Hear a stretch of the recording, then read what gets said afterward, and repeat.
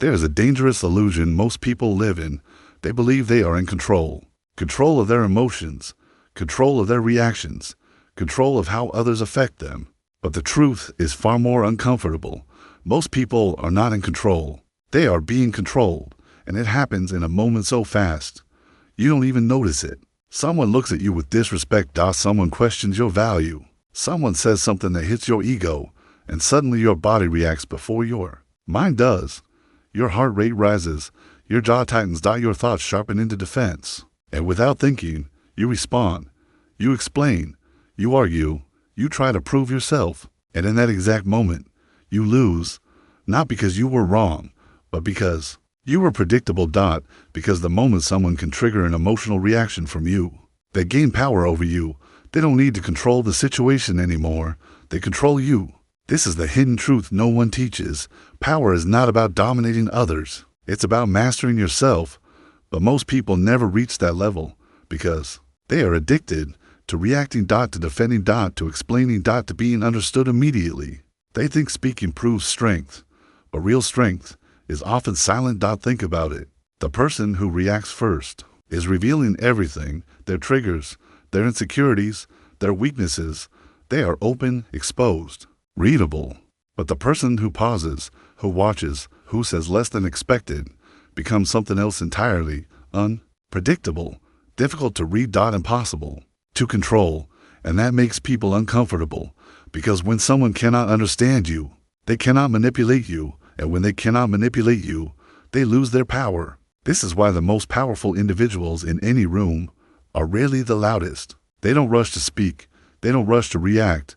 They don't feel the need to prove anything, because they understand something most people don't. Every reaction is a transaction. You give something away. Your emotion, your state, your control, and once it's given, it cannot be taken back. So they choose carefully what to show. What to hide. What to ignore completely, because sometimes the strongest move is doing nothing at all. And that's where this begins, because becoming mentally untouchable is not about becoming cold. It's not about suppressing emotion. It's about mastering it. It's about reaching a point where no one can pull you out of your center. No insult shakes you.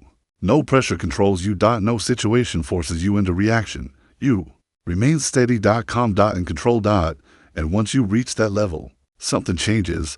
People start watching you differently. They become more careful around you, more aware. Because they can't figure you out.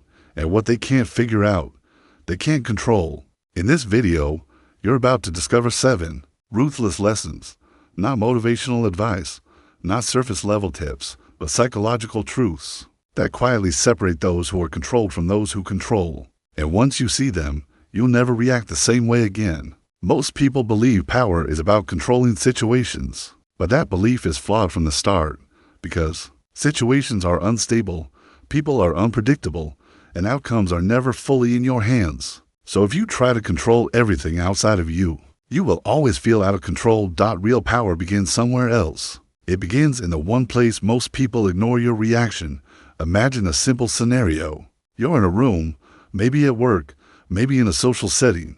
Someone challenges you, not aggressively, but just enough to question your competence. There's a pause in the room. People are watching, and suddenly, you feel it, that internal shift. Your chest tightens. Your mind starts racing. Your ego steps forward. It wants to respond immediately. To correct. To defend. To prove. And most people follow that impulse. They speak quickly. Their tone changes. Their emotions leak into their words. They think they are protecting their image, but in reality, they are exposing it. Because in high-pressure moments, people are not judging your words. They are judging your control. And when your emotions take over, control disappears. Now imagine a different response. Same situation, same pressure, but instead of reacting instantly, you pause just for a second. You don't rush to fill the silence. You don't feel the need to explain immediately. You let the moment breathe. And in that small pause, something powerful happens. You separate yourself from the emotion. You observe instead of react. You choose instead of impulse. Then when you finally speak, your words are slower. Calmer. More precise. And suddenly the entire perception shifts. You don't look defensive. You look composed. You don't look pressured. You look in control. This is the difference most people never understand. Reaction is automatic. Response is intentional. And that difference defines power. Because every emotional reaction is information. It tells people what affects you, what triggers you, where your limits are. And once that information is visible, it can be used against you. That's why highly reactive people are easy to manipulate, not because they lack intelligence, but because they reveal too much too quickly. But when you master your reaction, you remove that access, you become harder to read, harder to provoke, harder to control, and that forces others to adjust to you. This is where control shifts, not through dominance, but through discipline, because the moment you stop reacting automatically, you start deciding consciously, and that decision creates presence, a calm, controlled presence that changes how people treat you. They become more careful, more measured, because they don't know how you'll respond, and uncertainty creates respect. So understand this clearly: the person who controls their reaction doesn't just control themselves, they control the direction of the entire situation. And once you master that, everything begins to change. There is a quiet habit that weakens most people without them realizing it. They talk too much, not just casually but unconsciously. They reveal their opinions too quickly, explain their plans too openly, express their emotions too freely, and they believe this is strength. They believe honesty means showing everything, but in reality, it creates exposure. Because the more people know about how to think, the easier it becomes to predict you, and once you are predictable, you are controllable. Think about any conversation. Most people don't just speak, they reveal. Their tone shows insecurity. Their words reveal intention. Their explanations expose their thinking process. They try to be understood, but in doing so, they give away leverage. Because information is power, and when you give it away freely, you reduce your own. Now imagine someone different, someone who speaks less, not silent, but selective. They listen more than they talk. They reveal only what is necessary. They keep their deeper thoughts hidden. At first, they may seem reserved, but over time, something interesting happens. People begin to pay more attention to them, because what is not fully visible becomes intriguing, and what is intriguing becomes powerful. Because when people cannot fully read you, they start trying to. They analyze your words. They look for meaning. They fill in the gaps themselves. And in that process, they reveal more about themselves than you ever did. This is the hidden advantage of holding back. It shifts the dynamic. Instead of you being understood, you become the one observing. Instead of you being predictable, you become the one analyzing patterns. This is where control begins. Because the less people know about your full intentions, the less they can interfere with them, the less they can manipulate your direction, and the more freedom you have to move strategically. But this doesn't mean becoming distant or cold. It means becoming intentional. Speaking with purpose, choosing your words carefully, understanding that not every thought deserves to be spoken. Not every emotion deserves to be expressed, and not every plan should be shared early. Because once something is spoken, it exists outside of your control. It can be judged, challenged, used against you, but what remains unspoken stays protected. This is why powerful individuals often say less, not because they have nothing to say, but because they understand the value of restraint. They don't rush to explain themselves. They don't feel the need to prove their intelligence. In every conversation, they let others speak. They let others reveal. And they stay unreadable. Because in a world where everyone is constantly exposing themselves, the person who holds back holds the advantage. So remember this: the less people know about your mind, the more control you keep over your path, and the harder it becomes for anyone to control you. There's a silent trap most people live in. They trust their emotions too much. They believe what they feel must be true. If something feels like disrespect, it must be disrespect. If something feels like rejection, it must be rejection. But emotions don't show you reality. They show you a version of reality, shaped by your past, your fears, and your expectations, and that version is often distorted. Imagine you're in a conversation. Someone says something that hits you the wrong way. Maybe their tone feels off. Maybe their words sound dismissive. Instantly, your mind reacts. They're disrespecting me. They don't value me. They're trying to undermine me. But pause for a second. Are those facts or RTH? You lose clarity. This is how small misunderstandings turn into conflict. This is how simple situations become complicated. Because instead of seeing what's actually happening, you're reacting to what you think is happening dot, and that difference changes everything dot. Now imagine a different approach. Instead of reacting immediately, you step back dot, not physically but mentally. You create distance between you and the moment. You observe instead of absorbing. You ask yourself, what is actually happening here? Am I reacting to facts or to feelings? That small shift creates something powerful, clarity, because when you detach, you remove the emotional filter. You begin to see tone without assuming intention. You notice patterns instead of isolated moments. You analyze behavior instead of reacting to words dot, and suddenly things become clearer. You realize not everything is personal. Not every comment is an attack. Not every situation requires a reaction. This is the power of detachment dot. It allows you to rise above the moment and see it for what it truly is, not what it feels like. And from that position, you make better decisions because you're no longer reacting impulsively. You're responding strategically dot. You take your time. You think ahead. You consider outcomes, not just emotions. And that gives you an advantage most people don't have. Because while they are caught inside their feelings, you are observing the situation, calm, controlled, aware. This doesn't mean you become cold or disconnected dot. It means you become selective. You feel everything, but you don't let everything control you. And over time, this changes how you move through the world. Situations that once triggered you start losing their power.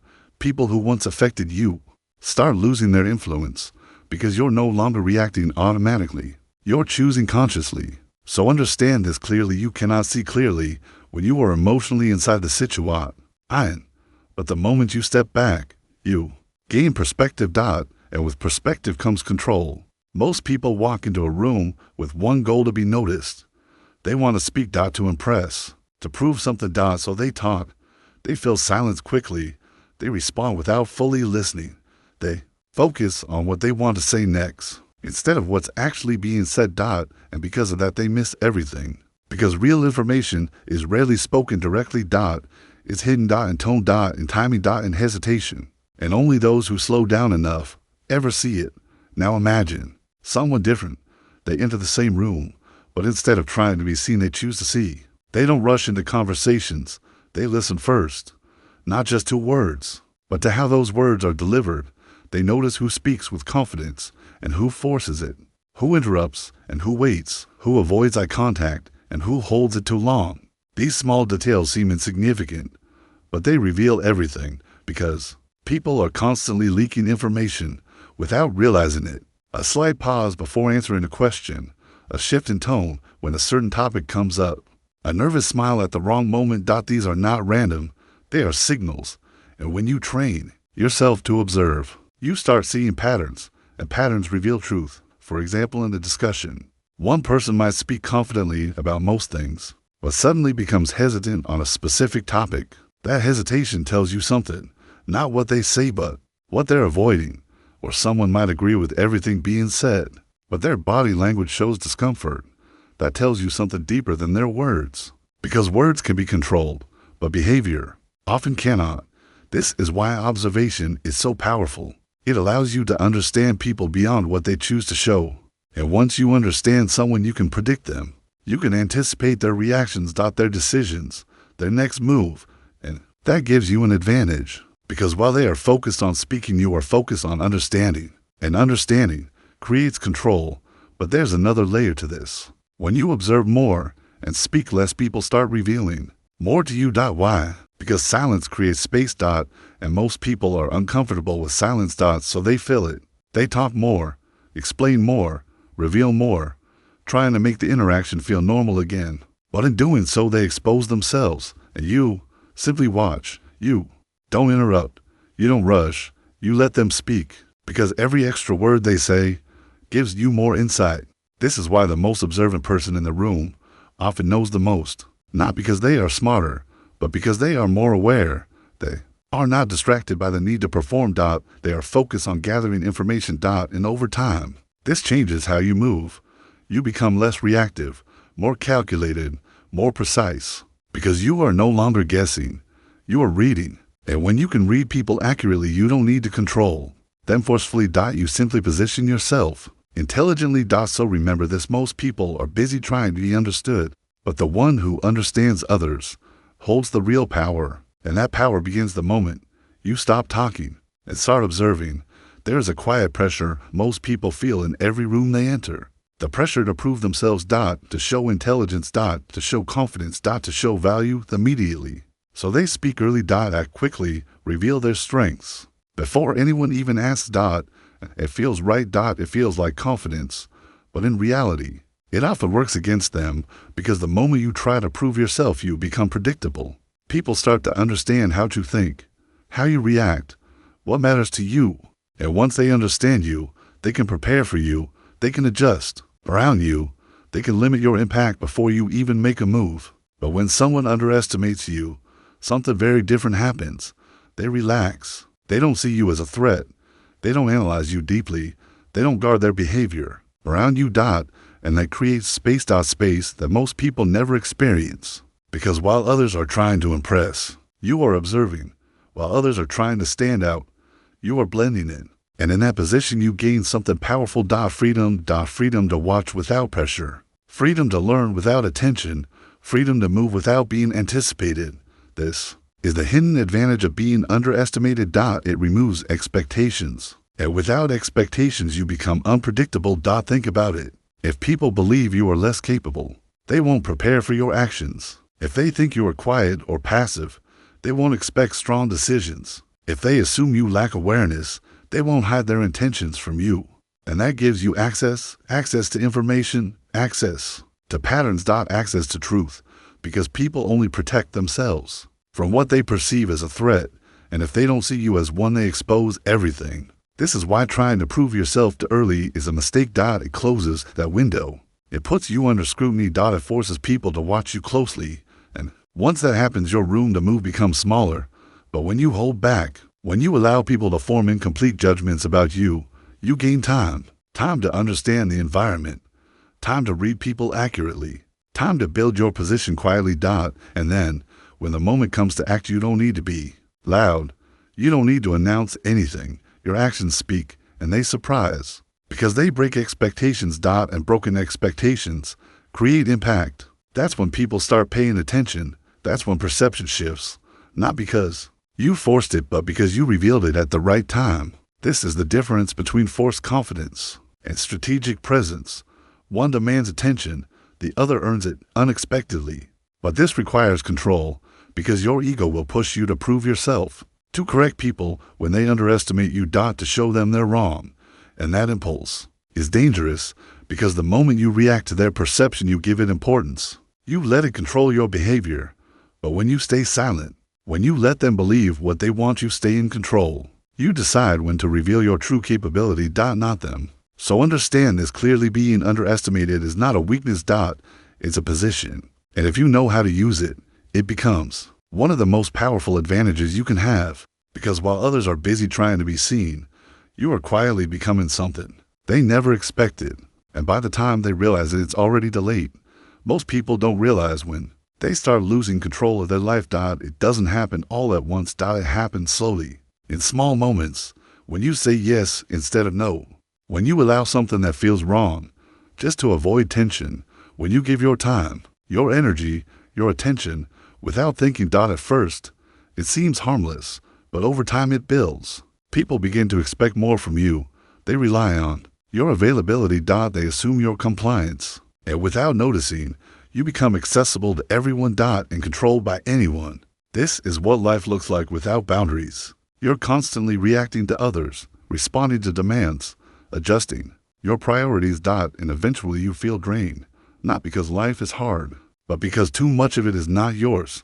This is where psychological boundaries become essential, because boundaries are not about pushing people away. They are about protecting your space, your mental space. Your emotional energy. Your focus. And without them, you lose direction. Think about it. Every time you say yes to something unnecessary, you say no to something important. Your time gets divided. Your energy gets scattered. Your clarity disappears. And once that happens, control slips away. But mentally strong individuals operate differently. They understand that access to them is not unlimited. They choose carefully what deserves their attention, who deserves their time, which situations deserve their response, and just as importantly, what doesn't. They don't feel the need to explain every decision. They don't over-justify their boundaries. They don't seek approval for protecting their own space. They simply decide and remain consistent. This is where real strength shows. Because setting boundaries is easy, maintaining them is not. People will test you. They will push. They will try to cross the lines you set, sometimes subtly, sometimes directly. And in those moments, your response defines everything. If you hesitate, they notice. If you give in, they remember. If you allow it once, they expect it again, because people learn how to treat you by what you tolerate. But when you hold your ground calmly, firmly, without emotion, something changes. They adjust. They begin to respect the limits you've set, not because you demanded it loudly, but because you enforced it consistently. This is why boundaries are not about aggression. They are about clarity. You don't need to raise your voice. You don't need to argue.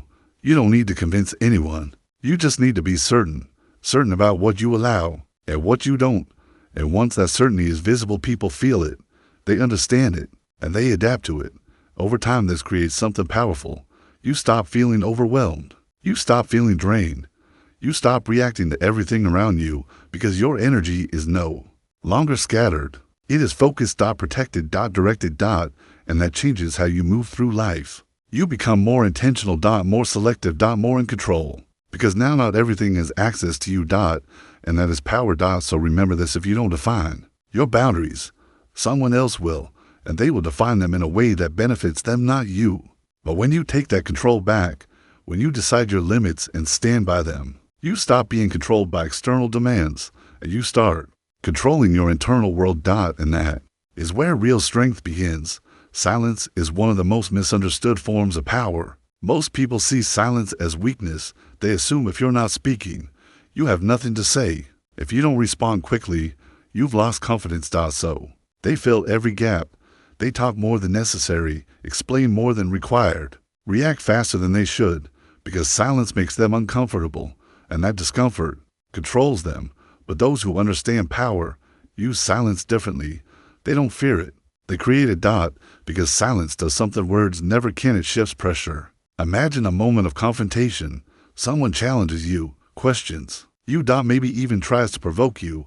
They expect a reaction. They expect words. They expect you to defend yourself. But instead, you say nothing. You hold eye contact. You remain still. Now something changes. The pressure that was on you moves to them because they don't know what you're thinking. They don't know what's coming next, and uncertainty creates tension. So they try to fill it. They start talking more, explaining more, justifying their position, sometimes even contradicting themselves. And without realizing it, they reveal everything. This is the power of silence. It forces the other person to expose themselves while you remain in control. Because when you are silent, you are not giving away information. You are not revealing emotion. You are not showing your position. You are observing, and that gives you an advantage. Because the less you reveal, the more others reveal, and the more they reveal, the clearer the situation becomes. But silence is not just about confrontation. It works in everyday interactions. When you don't rush to respond, people speak more. When you don't interrupt, people go deeper. When you allow pauses, people become uncomfortable and honest. Because most people are not used to being heard fully. They are used to being interrupted. So when you give them space, they fill it. And in doing so, they show you who they really are, their thoughts, their intentions, their insecurities, all revealed through silence. But this requires discipline. Because your instinct will push you to speak, to respond quickly, to avoid awkwardness, to prove engagement, and resisting that instinct is where power begins.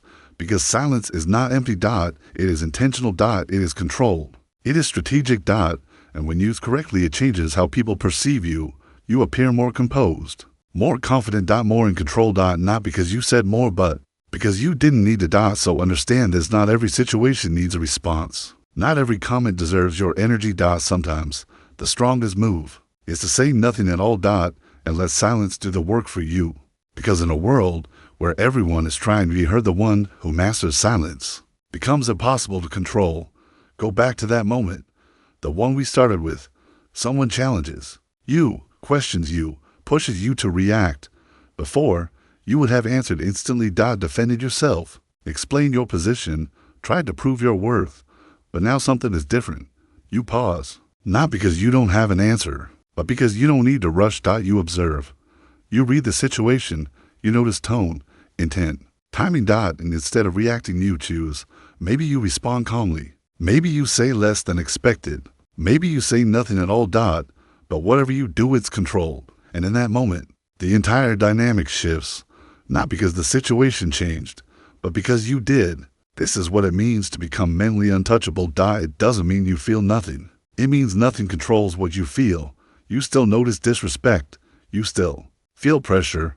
You still experience emotion, but you are no longer driven by it.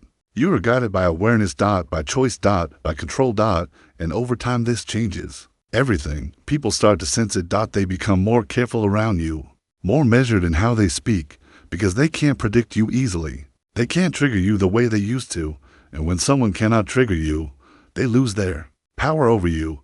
That's the shift from reactive to controlled, from predictable to unreadable, from emotional to strategic dot. These 7 lessons are not just ideas. They are disciplines, ways of thinking, ways of moving through the world. And the more you apply them, the more you'll notice something strange. Situations that once disturbed you no longer do. People who once affected you lose their influence. Moments that once triggered you feel smaller, because you are no longer inside every situation. You are above it, watching, choosing, deciding. And that is real power. Not loud, not aggressive, not forced, but quiet dot, precise dot, unshakable dot. So the next time you feel that impulse to react, pause dot, because in that small moment you are deciding everything. And if you choose control, you step into something rare, something most people never reach, a state where your mind cannot be shaken, cannot be influenced, cannot be controlled. And once you reach that point, you don't need to prove anything anymore, because your presence alone says everything. If you're ready to go deeper into this mindset, watch the next video, because this is not the end dot, it's just the beginning. There is a hidden addiction most people never recognize, the need for validation, not obvious validation, but subtle forms of it, wanting people to agree with you, wanting recognition for your effort, wanting others to see your value. And without realizing it, you start adjusting your behavior for approval. You speak in ways that get acceptance. You act in ways that avoid rejection. You soften your truth to be like dot. At first, it feels normal, but over time it weakens your position, because the moment you depend on validation, you give others control over your self-worth. Their approval becomes your reward. Their disapproval becomes your pressure dot, and now you're no longer acting freely. You're reacting to perception dot. This is where most people lose power dot, not in conflict, not in failure, but in the quiet need to be accepted dot, because when you seek validation, you hesitate. You over-explain. You justify your decisions. You second-guess yourself dot, and people notice that. They sense uncertainty dot, and uncertainty reduces respect dot. Now compare that to someone different. Someone who doesn't seek approval, not arrogant, not dismissive, but self-contained. They don't rush to explain their choices. They don't need everyone to agree. They don't adjust themselves to fit expectations dot, and because of that they appear stronger, not because they demand respect, but because they don't chase it. This is the shift. Respect is not something you ask for. It's something you create through consistency, through boundaries, through self-control. When you stop needing validation, your behavior changes. You speak with clarity, not hesitation. You act with intention, not fear. You move without constantly looking for approval dot, and that creates presence, a presence people feel, even if they can't explain it, because you are no longer reacting to them. You are grounded in yourself, and that makes you difficult to influence. But here's the challenge: letting go of validation is uncomfortable, because it means accepting something most people avoid. Not everyone will like you. Not everyone will agree with you. Not everyone will understand you, and that's where most people struggle.